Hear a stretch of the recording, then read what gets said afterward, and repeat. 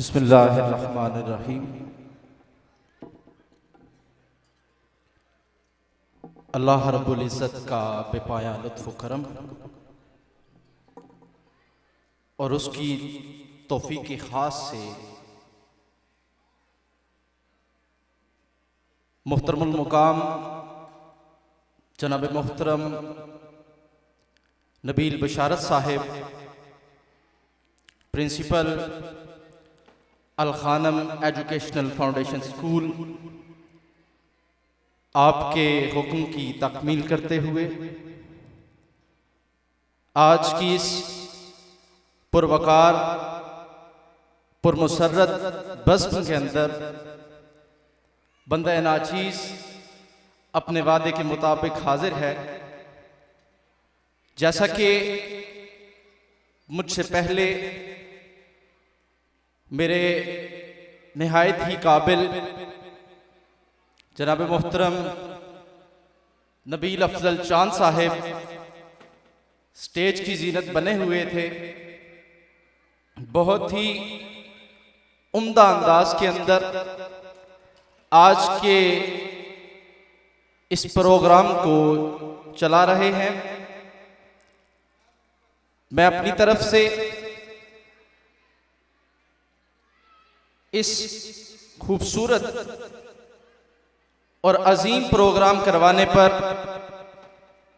इदारे के प्रिंसिपल जनाब मोहतरम नबील बशारत साहिब और जनाब मोहतरम चौधरी लियाकत साहिब और दीगर जुमला स्टाफ तमाम को मुबारकबाद पेश करता हूं।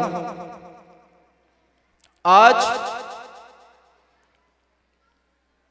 जिस दौरे पुरफितन के अंदर हम सांस ले रहे हैं, इसकी सबसे अशद जरूरियात जो हैं उनमें से चंद एक आप तमाम अहबाब की गोशगुजार करूंगा।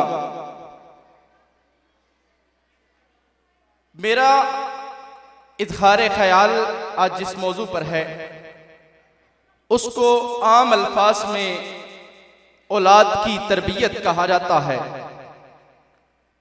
और अहले दानिश की नजर में उसको द आर्ट ऑफ पेरेंटिंग कहा जाता है। पेरेंटिंग का आगाज बच्चों की विलादत से नहीं होता। दर हकीकत पेरेंटिंग और आर्ट ऑफ पेरेंटिंग का आगाज उस वक्त से हो जाता है जब एक खातून अपने लिए शौहर का इंतखाब कर रही होती है और एक मर्द अपने लिए एक बीवी का इंतखाब कर रहा होता है। आज के इस दौर के अंदर इस चीज को समझना बहुत जरूरी है कि ये बात मद्देनजर रखी जाए कि आपकी औलाद वालिदैन में से ही किसी एक का गालिब अक्स बनेगी। ये मुमकिन नहीं है कि वालिदैन ऑल टुगेदर ए हूं तो औलाद उसके बरक्स हो। बिल्कुल इसी तरह जीन्स का असर है, फिर माहौल का असर भी है, फिर उसके ऊपर तरबियत का अमल दखल भी कार फरमा है। तो इस वजह से ये निहायत जरूरी चीज है कि वालिदैन के लिए भी और आज के दौर में हमारे बेटे बेटियों के लिए कि जब वो अपने लिए रिश्तों का इंतखाब करने जाएं तो उसमें फकत ये चीज ना देखी जाए कि वो अपनी मैरिड लाइफ को देखें, बल्कि ये चीज याद रखें कि वो अपनी आगे आने वाली नस्ल को, अगर वो मर्द है तो वो देखे कि वो एक बीवी का इंतखाब नहीं कर रहा बल्कि एक नस्ल के लिए एक मां का इंतखाब कर रहा है। इसी तरह अगर कोई खातून है तो वो अपने लिए शोहर का इंतखाब करने से पहले ये सोचे कि मैं अपनी औलाद का कैसा बाप चाहती हूँ। किन क्वालिटीज को मद्देनजर रखते हुए हमें इन चीजों को देखना चाहिए। नबी करीम सल्लल्लाहु अलैहि वसल्लम ने इरशाद फरमाया कि जब आप रिश्ता तलाश करने जाओ तो जो चीजें देखने के लायक हैं, परखने के लायक हैं, वो ये हैं कि ज़ाहरी हुस्न जो है वो बहुत बात की चीज है। सबसे जरूरी चीज बातनी हुस्न आता है कि उनका किरदार कैसा है, उनकी शख्सियत और इखलाक कैसा है, वो तरबियत याफ्ता हैं भी या नहीं, वो स्पॉइल्ड तो नहीं है कि कहीं कल को वो जो वक़्त औलाद की तरबियत पे सर्फ होना है वो सारे का सारा उस माँ या उस बाप को ही सिखाने में लग जाए। तो आज इस दौर के अंदर ये बहुत जरूरी चीज है, इंतखाब स्पाउस। जब आप स्पाउस सिलेक्शन कर रहे होते हैं तो इन चीजों को मद्देनजर रखा करें। एक मुख्तसर सी स्टोरी आपके सामने पेश करता हूं। सैयदना उमर फारूक रज़ी अल्लाह ताला अन्हु की बारगाह में एक शख्स अपने बेटे की शिकायत लेकर आया कि ए अमीरुल मोमिनीन, मेरा बेटा नाफरमान है, वो मेरी बात नहीं सुनता, मेरा कहा नहीं मानता, मेरी इज्जत नहीं करता। सैयदना उमर फारूक रज़ी अल्लाह ताला अन्हु ने उसके बेटे को बुलवा भेजा। जब वो आए तो उनसे दरियाफ्त फरमाया, उनसे पूछा कि भाई तुम्हारा बाप है, वो ये शिकायत करता है कि तुम उसकी इज्जत नहीं करते, उसकी रिस्पेक्ट नहीं करते, तो इसकी क्या वजह है? तो उस बच्चे ने सैयदना उमर फारूक रज़ी अल्लाह ताला अन्हु से सवाल किया कि क्या आप मुझे एक चीज बताएंगे? आपने पूछा बताइए क्या बात है? तो उन्होंने पूछा कि क्या औलाद के कुछ हकूक वालिदैन पर भी हैं? सैयदना उमर बिन खत्ताब ने कहा जी बिल्कुल। तो पूछा गया कि क्या हकूक हैं? सैयदना उमर बिन खत्ताब रज़ी अल्लाह ताला अन्हु ने इरशाद फरमाया कि जो औलाद के लिए सबसे पहला हक है वो बाप का ये है कि उसके लिए अच्छी माँ का इंतखाब करे। इसी तरह अगर औरत है तो वो जरूरी है कि औलाद के लिए अच्छे बाप का इंतखाब करे। दूसरी चीज, दूसरा हक ये है कि उसको अच्छा नाम दे, बेटे को औलाद को अच्छा नाम दे, नाम में खुद बरकत हो।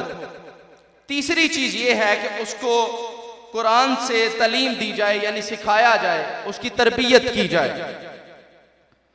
उस पर वो बच्चा कहने लगा कि ए अमीरुल मोमिनीन, पहले हक की बात की जाए तो मेरे बाप ने मेरे लिए एक ब्लैक फायर वर्शिपर, आग की पूजा करने वाली स्लेव थी, उस मां का इंतखाब किया जिससे मैं पैदा हुआ।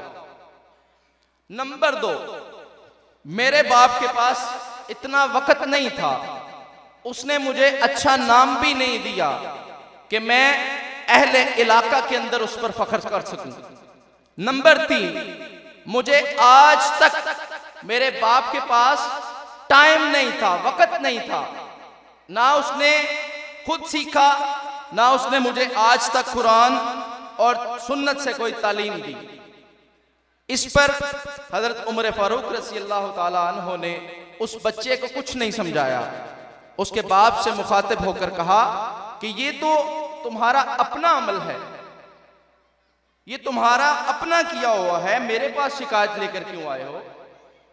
जब तुमने औलाद के बुनियादी हकूक ही पूरे नहीं किए तो फिर मेरे पास इसका शिकवा करने के लिए क्यों आए हो? अब कुछ हासिल नहीं हो सकता। तो ये एक बुनियादी चीज है जिसकी तरफ मैं आप सबकी तवज्जो मबजूल करवाना चाहता हूं। नंबर 2, जिसको नबी करीम सल्लल्लाहु अलैहि वसल्लम ने और कुरान ने हमारे लिए बहुत जरूरी किया है, वो है हलाल इनकम।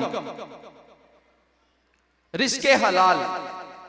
नबी पाक सल्लल्लाहु अलैहि वसल्लम की हदीस है कि वो जिस जन्नत में दाखिल नहीं होगा जो हराम पर पला हो। अब यहां पर सवाल ये पैदा होता है कि हराम तो कमाया वालिदैन ने, बच्चे की क्या फॉल्ट है? वो तो बच्चा है, ना समझ है, तो यहां ये चीज क्यों फरमाई गई? तो जब हम इसको खोल कर देखते हैं तो मालूम होता है कि वो जो हराम उस बच्चे के अंदर दाखिल हुआ है, इना वे बड़ा होकर वो इस तरह के अमूर और इस तरह के अवामिल सर अंजाम देगा जो कल को उसके और जन्नत के माने हो जाएंगे। तो इसलिए बहुत ज्यादा जरूरी है कि हलाल रिज़्क़ कमाया जाए। किसी को धोखा देकर फरेब से कमाया हुआ पैसा ना खुद पर खर्च करे ना अपनी औलाद पर खर्च करे। ये है जी दूसरी चीज। नंबर 3 पे आ जाती है मुहासबा। जब आप देखें कि आपके बच्चे डिसोबीडियंट हैं, आपकी इज्जत नहीं करते, आपका कहना नहीं मानते, तो उस वक्त बच्चों पर चिल्लाने से पहले अपना ट्रैक रिकॉर्ड देखें कि आप अपने वालिदैन के साथ कैसे थे। ये भी एक तारीख है, इसे आप आंखें बंद नहीं कर सकते। ये अल्लाह पाक का निज़ाम है कि आप अगर अपने वालिदैन के साथ ठीक हैं तो फिर देखें कि आप रब ताला के मामलात में कितने नाफरमान हैं। अगर वहां पर नाफरमानी बहुत ज्यादा प्रिवेल कर रही है तो ऐन मुमकिन है कि अल्लाह पाक उस नाफरमानी का मंजर आपकी औलाद के जरिए आपको दिखा रहा है। तो ये बहुत जरूरी चीज है। एक बुजुर्ग हैं, उन्होंने एक बात इरशाद फरमाई कि जब मैं अपनी औलाद को अपना डिसोबीडिएंट देखूं, अपना नाफरमान देखता हूं, या अपने कोलीग्स को अपनी इज्जत करना नहीं देखता, तो मैं उन पर गुस्सा होने की बजाय कुछ देर के लिए तन्हाई में बैठ जाता हूं और वहां पर बैठकर सोचता हूं कि मुझसे किस मौका पर गलती हुई है या मैंने क्या गलती की है अपने मौला के हुजूर, अपनी औलाद के मामले में और अपने वालिदैन के साथ। तो जब मुझे वो गलती समझ आ जाए तो मैं उस पर तौबा करता हूं और फिर अपने आगे दीगर अमूर को रेक्टिफाई करता हूं। तो ये चंद बातें, चंद चीजें हैं जिनको समझने की अशद जरूरत है। चूंकि आप काफी देर से सुबह से बैठे हुए हैं इधर, टाइम बहुत थोड़ा है, सिर्फ आखिरी बात, उसके बाद प्रोग्राम को आगे चलाएंगे। तरबियत औलाद सिर्फ समझाने का काम नहीं है कि आपने कह दिया और उसने सुन लिया। हम में से अक्सर लोग ये चीजें करते हैं कि हमने कह दिया जी असर हो गया, ऐसे नहीं होता। आप साइकोलॉजिकल एस्पेक्ट से देखें, किसी भी सूरत में इस तरह से मुमकिन ही नहीं है। ये बहुत जरूरी चीज है जिसको समझना चाहिए। बच्चे के अंदर एडिंग इफेक्ट है, घर का माहौल है, घर के अंदर जो चीजें सुबह से लेकर शाम तक चलती हैं वो बच्चे के अंदर इजाफा करती जा रही है। बच्चा सारा दिन ये देखता है कि बाप है या माँ है, वो बाप के साथ, भाइयों के साथ, दूसरे अहबाब के साथ चिल्लाकर बात करती है, या बाप है वो चिल्लाकर बात करता है, शाउट करते हैं। तो आप क्या समझते हैं कि कल को आपके बच्चे सॉफ्ट स्पोकन होंगे? कभी भी नहीं। फिर घर में अगर गाली गलोच का कल्चर है, ये रवैया है घर के अंदर, तो आप मत समझें कि वो बच्चा आपका बड़ा दीनदार होगा, बड़ा रिस्पेक्टफुल होगा। ये घर का माहौल सारी चीजें बच्चे को मुहैया कर रहा है। अगर बच्चा घर के अंदर सारा दिन बैठकर ड्रामास देख रहा है टीवी के ऊपर, बड़े भी उसके साथ बैठ रहे हैं, ड्रामास के अंदर क्या है? गाली गलोच है, इल्जाम तराशी है, साजिश है। आप क्या समझ रहे हैं वो कहीं असर नहीं कर रहा? हर चीज बच्चे के अंदर लिखी जा रही है, वो हर चीज को अपने अंदर समोता जा रहा है। तो हम इन चीजों के ऊपर क्यों गौर नहीं करते? हमने बच्चों को लिमिटलेस इंफॉर्मेशन के आगे बिठा दिया है, जो कि बहुत ज्यादा सेंसिटिव है, बहुत ही ज्यादा। वालिदैन पेरेंट्स क्या करते हैं कि जी हमें तंग ना करें, मोबाइल दे दो इसको, ये गेम खेल रहे, ये वीडियो देख ले, ये कार्टून्स लगा दें इनको, जो कि सरासर बच्चे की शख्सियत और बच्चे के किरदार को बना रहा है, उसकी फितरत को बिगाड़ रहा है। हालांकि इन चीजों का हमारे इल्म में भी है कि ये बच्चे इससे इफेक्टिव हो रहे हैं, नुकसान हो रहा है, लेकिन हम अपनी आसानी के लिए सिर्फ बच्चे को आईपैड दे दो। उससे क्या होता है, कल को वो बच्चा बात क्यों नहीं मानता? क्योंकि आपने उसके साथ एक रिलेशन ऑफ ट्रस्ट, एक रिलेशन ऑफ लेवल, लव का जो लेवल है वो कायम नहीं किया। उसको आपसे ज्यादा आईपैड से प्यार है, आपसे ज्यादा वो टाइम मोबाइल को देता है, क्योंकि आप टाइम नहीं देते उसको। कुछ गुजारिशात जो आपके सामने रख रहा हूं, फिर माएँ हैं, उनके ऊपर सारी चीजें और सारे बर्डन डाल देना कि जी हम तो काम पे होते हैं, हम तो बाहर होते हैं, तरबियत तो वालदा करती है, हमें सुनाने का क्या मकसद है? तो याद रखें कि क़यामत के दिन जो नामा अमाल होगा उसके अंदर पेरेंटिंग का एक खाना होगा, एक बॉक्स बना होगा पेरेंटिंग का, जहां बाकी चीजें लिखी हुई होंगी। पेरेंटिंग, औलाद की तरबियत भी हमारे फराइज में शामिल है। उस खाने के अंदर वालिदा का खाना 100% होगा, आपका 0 होगा कि जी आपने कुछ नहीं किया। अगर सारा कुछ बाप ने किया, वालिदा ने कुछ नहीं किया, तो वो अपने किए पे जवाबदेह होंगे अल्लाह के हुजूर। कुरान पाक के अंदर मुख्तलिफ मकामात पर अंबिया इकराम और उनके साहिबजादगान, उनका तज़किरा पढ़ते हुए मैं आपके सामने 2-3 मिसालें रखता हूं।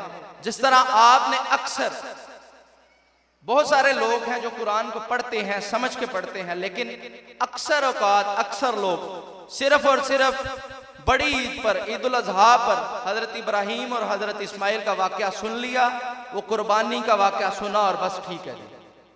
हम कुरान को इस नहज पर कब देखेंगे, एक करैक्टर, एक एटीट्यूड के ऊपर कब देखेंगे कि बाप और औलाद के अंदर क्या बॉन्डिंग है? हजरत यूसुफ अलैहिस्सलाम बच्चे हैं, वो अपने बाप के साथ अपना ड्रीम्स शेयर कर रहे हैं। बाप है, अपने वालिद के साथ मशवरा कर रहा है, उसके मशवरे को रिस्पेक्ट दी जा रही है, उसके साथ बातें की जा रही हैं। उधर हजरत इब्राहीम अलैहिस्सलाम है, वो बच्चा है। हजरत इब्राहीम अलैहिस्सलाम हजरत इस्माइल से क्या कर रहे हैं? अपने ड्रीम्स शेयर कर रहे हैं कि अल्लाह पाक की तरफ से ये इरशाद हुआ है, अल्लाह पाक ने मुझे ये वही की है, अल्लाह पाक ने ये हुक्म दिया है। तो बाप, अगर बाप इब्राहीम है, वो अपने ड्रीम्स बच्चे के साथ शेयर कर रहा है, तो बच्चा नाफरमान नहीं है। आपने सुन रखा है कि बच्चे को तहम्मुल, बुर्दबारी, बर्दाश्त इस लेवल की अल्लाह पाक ने दी हुई है सिर्फ उस तरबियत की वजह से, सिर्फ एक उस तरबियत की वजह से। ये चंद गुजारिशात आपके सामने रखी जिनके ऊपर हमें गौर करने की अशद जरूरत है। पेरेंटिंग का अमल बहुत जरूरी है, बेहद जरूरी है। मैं अपनी आज की इस गुफ्तगू को समेटते हुए इख्तिताम की जानिब बढ़ता हूं, इस ख्याल के साथ कि मैं चाहता हूं अंधेरों से रोशनी निकले, मैं चाहता हूं अंधेरों से रोशनी निकले, बुझे दिमाग जले इनसे रोशनी निकले, बुझे दिमाग जले इनसे आगही निकले, बुझे दिमाग जले इनसे आगही निकले। अब हम अपने प्रोग्राम को मजीद आगे बढ़ाएंगे।